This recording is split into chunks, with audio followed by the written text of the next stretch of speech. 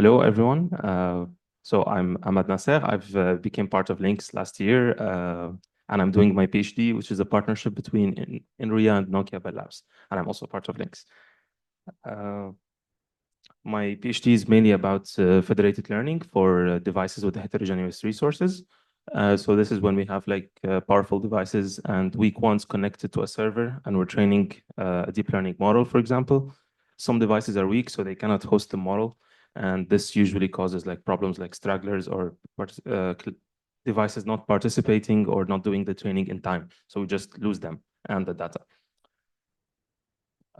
In our work, after exploration of the literature, I identified like, let's say, the state-of-the-art methods and with some baselines to give a frame of comparison, an experimental one. And I will not go into too many details, but like a main interesting baseline is that if we assume that all devices are weak and we just train the smallest model that can be done on, that can be trained on every device.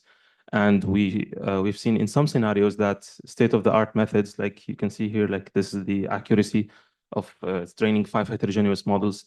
State-of-the-art methods do not score as well as a simple baseline.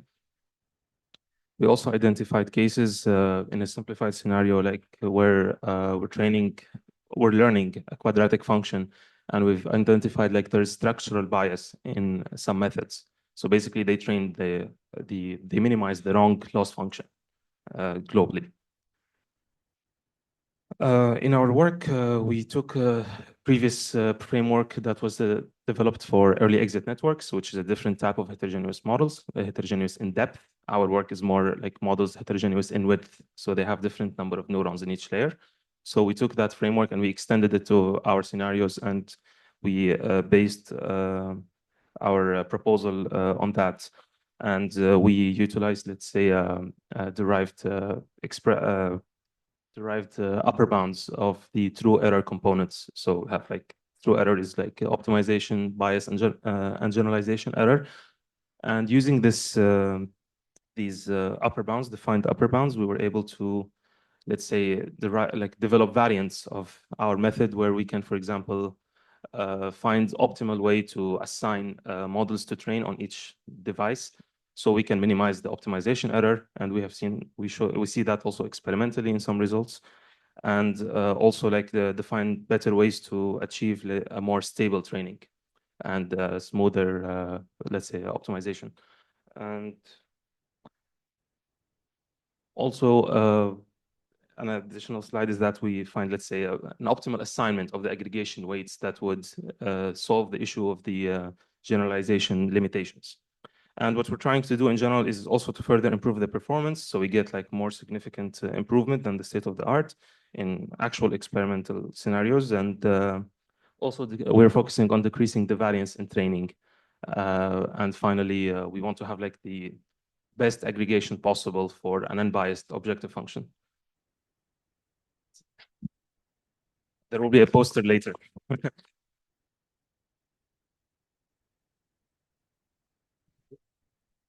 So, hello everyone. So today I'm presenting Cognac, which stands for Cooperative Graph-Based Network Agent Challenges. So it's an open source Python package with a suite of environments dedicated to multi-agent reinforcement learning. And all the environments have an inherent graph structure. So the idea came from the fact that as part of my PhD under the supervision of Anna Buzic, I'm studying problems with graph structure and trying to apply the multi-agent reinforcement learning methods. And there exists no benchmark problems with open source implementation, with standard implementation. And what we wanted to do is create a test bed for this kind of problems. So the framework is that we have a parallel environment, which means that the agents are interacting simultaneously at each step of the environment on fully cooperative tasks, which means that the agent needs to maximize common rewards. Eventually, they can observe local rewards, but the final goal is to optimize a global common objective. And finally, the environment are all partially observable, which means that each agent can observe only part of the environment. and they need to cooperate with this constraint. Yeah, so the idea is that to have a testbed platform that can bridge theory and application to test scalable, federated, decentralized, and hierarchical cooperative multi-agent reinforcement learning. So, so for now, we implemented 5 different types of environments with different state and action space sizes. So increasing difficulty with the size of the problem. And the key features of the package is that you can scale any environment and instantiate any problems with any size. So you can start with, let's say, 5 agents and scale the problem up to 10,000 agents. And also some of the problems are graph agnostic, which means that you can instantiate the problem with any graph structure you want. And that's kind of interesting because the type of stuff you can do is that you can study which properties in the graph structure of the problem are good for the convergence of some methods, or how you can leverage the structure of the problem to have good properties on the learning. And finally, the type of experiments you can do is that you can just test different methods. So here we tested the independent learning methods, and what we can see is that we are able to outperform simple heuristics on those types of problems. And now we are currently trying to implement a more advanced method. So yes, thanks. So the code is open source. You can pip install, and I have a poster if you have questions.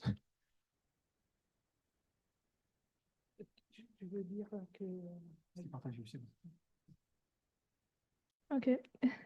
Hello, everyone. I'm going to present to you our work on towards undeceivable personalized policies to promote sustainable behavior.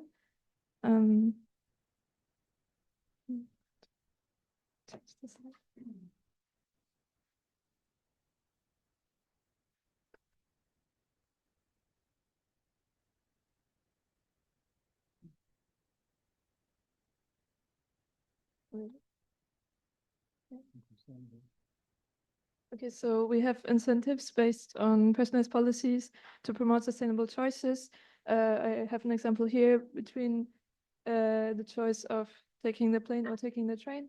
And we have, let's say, 2 different profiles. And based on the profile, they will get a personalized incentive to take the more sustainable choice.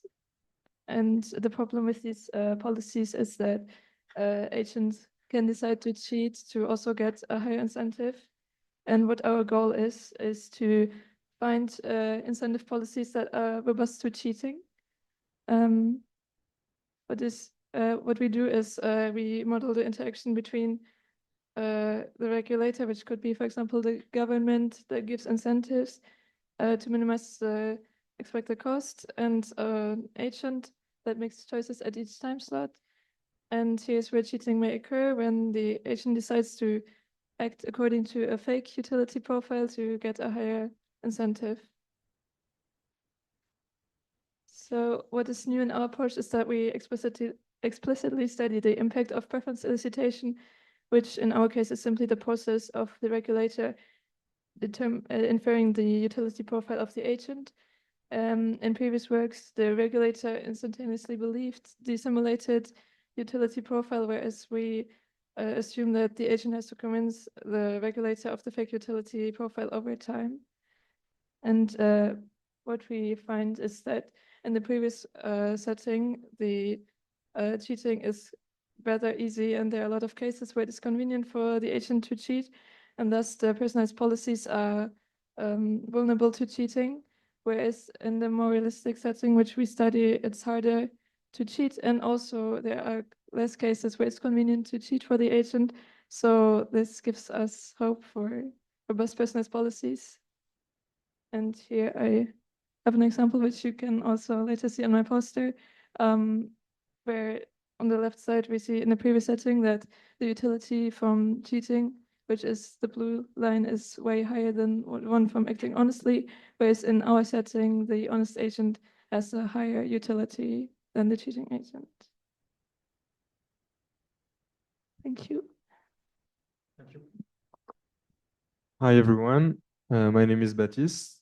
I'm working on power tracking for wind farms using reinforcement learning. It's a thesis that I started in November between Inria and IFP Énergie Nouvelle.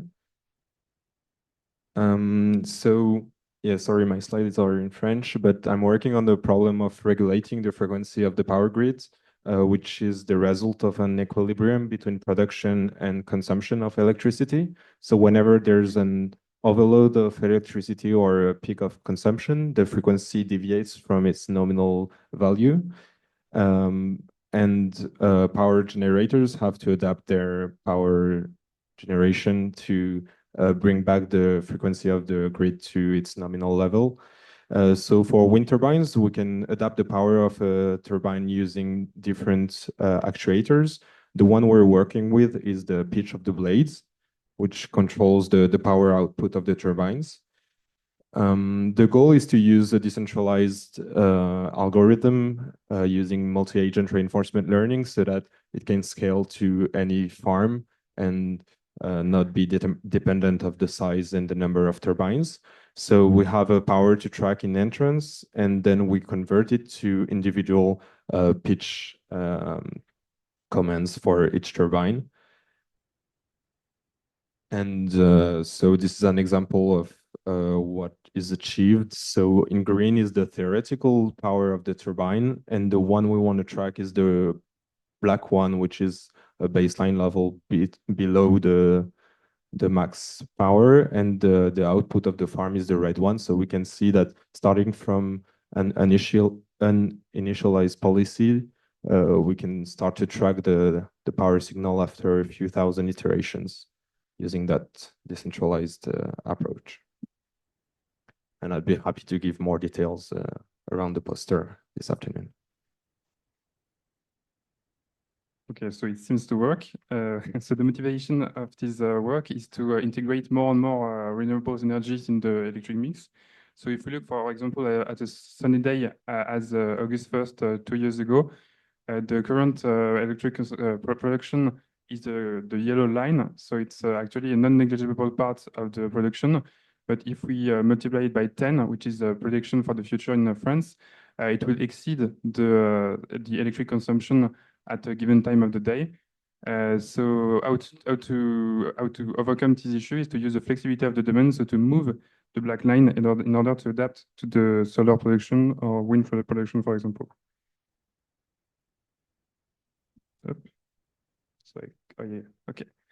So the flexibility of the demand is to control some large number of flexible loads, such as car park of electric vehicles or water heaters. But it is raised two challenges. So first, there's a diversity of agents. So each agent has its own constraint. And also there is a question of scalability. So we need a large number of agents to have flexibility. So that's why we use mean-field control methods in my thesis.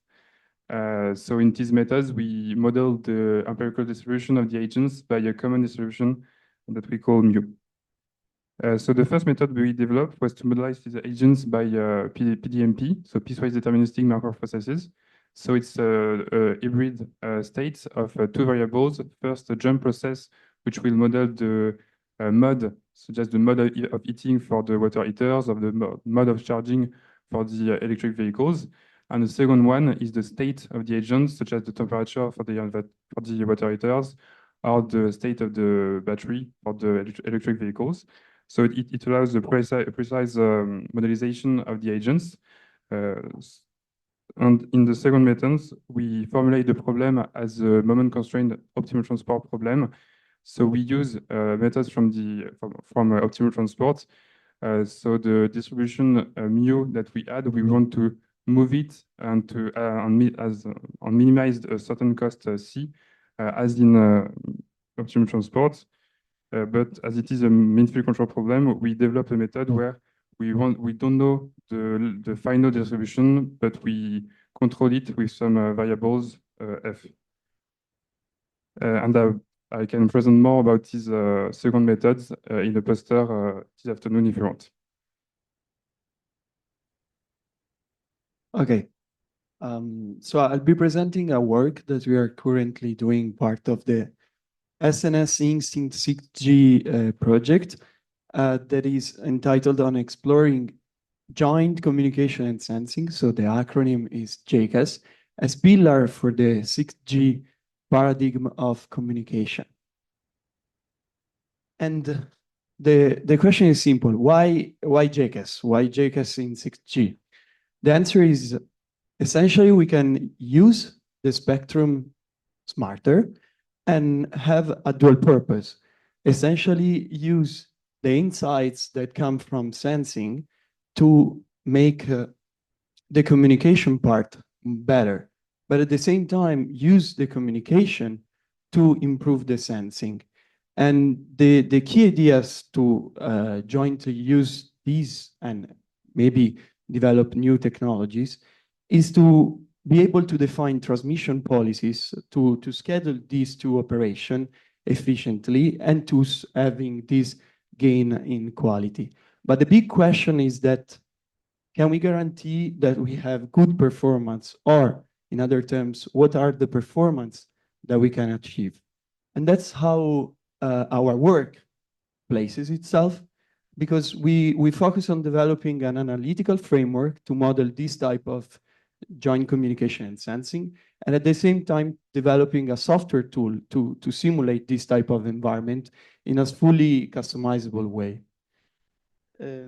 Essentially, the outcomes are analytical in the sense that we have closed forms, we have models that allow to study mathematically what is going on.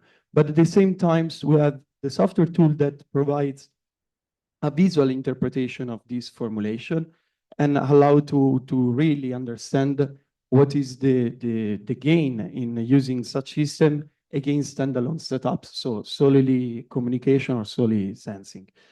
As I said, it's fully custom, so the topology can be chosen by the user, but also the fading assumption and in every sense also the mobility that the objects are subjected to. More details will be given in the poster session, but here I left the QR code. The software is currently open source, available in GitHub, and if you want, you can play with it. Thank you. Hello, everyone. I'm Mohamed Legheraba. I'm a PhD student at Sorbonne University in Leipzig's laboratory. My supervisors are Maria Potap and Sebastian Chixay, and I'm working mainly on decentralized and efficient machine learning. So in the field of decentralized learning, there are mainly two paradigms. You have either on the left federated learning, where we have a network of clients, and we have a central server that aggregates the model sent by the clients to create a global model. And on the left, on the right, sorry, we have gossip learning, where we have a fully decentralized peer-to-peer network, where each node in the network sends its model to one of its neighbors at random, and we can converge this way to a global. We can also converge this way to a global model. Of course, the disadvantage of federated learning is that we have a central server that can be disconnected. That can be a second point of failure. And for gossip learning, the problem is about efficiency, because the time to convergence to a global model is very slow compared to federated learning. So the goal in my PhD is to find a way to have the best of both worlds. So the idea in the first paper, we have construct a decentralized algorithm, a decentralized protocol to transform a peer-to-peer random topology toward topology where we have hubs. So we have these nodes that emerge and become like servers, but they are not chosen in advance. They emerge from random. And when we have the hubs, we can then run an algorithm for the aggregation of the models, like in federated learning. So each node that is not a hub sends his models to one of the hubs chosen at random. Then the hubs, when they receive the models, they aggregate the models received. And after this, all the hubs aggregate together all the models to compute a global model. and of course, at the end, send back the models, the global model to the nodes. And thanks to this way, we can converge to a global with a good accuracy. And as you see on the left, we have compared our approach to federated learning, to gossip learning, and to other decentralized approach. And we have almost the same result as in federated learning. And it's much better than in gossip learning, which is very slow, as I said. And on the right, we have also tested our approach in the context of failure. So as you can see, our approach is very resilient. And even in the case of the crash of all the hubs, we can still converge because thanks to this decentralized approach, new hubs emerge from the remaining node in the network. And that's it for me. Thanks a lot. So if you have any questions, don't hesitate to come to my poster session. And for the next steps, I will work to on the mathematical modelization because for now it's only simulations. Thanks a lot.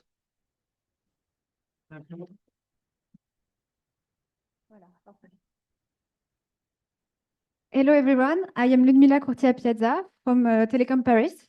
And my subject is, I will read it because it's really long, digital dependency in the context of ecological emergency addressed from the perspective of resilience of mobile network.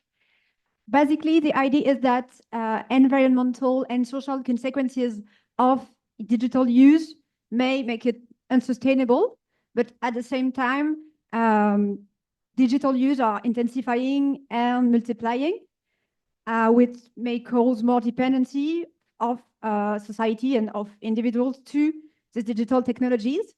And for me, this raises resilience question, resilience of individuals and of society, if we are dependent to something that is not unsustainable. And we wanted to study this subject regarding a special case study, and we choose mobile networks.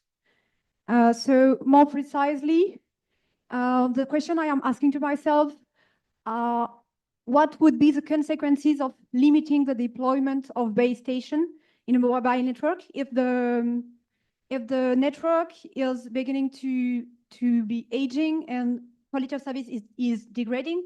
How quality of service can be maintained, for how long? What are we saying when we are talking about quality of service of a mobile network? And to study this, I have two parts in my work, this interdisciplinary work. One part is more related to what we do here in Links, that is mobile networks modeling. I am doing a model based on stochastic geometry, representing an aging mobile networks with base station and users. And we are currently working on adaptation measures to the degradation of the quality of service. The other part is more science and technology studies, that is more sociology. In this part, I am doing interviews with stakeholders from the mobile network sector to understand what are the critical use of mobile networks and what is quality of service for these stakeholders. And today I am presenting a poster on a work that I presented in the conference Infocom in workshop. That is the stochastic geometry analysis of a mobile network with aging. The mobile network is represented with, it is the downlink with base station and users represented by Poisson point processes.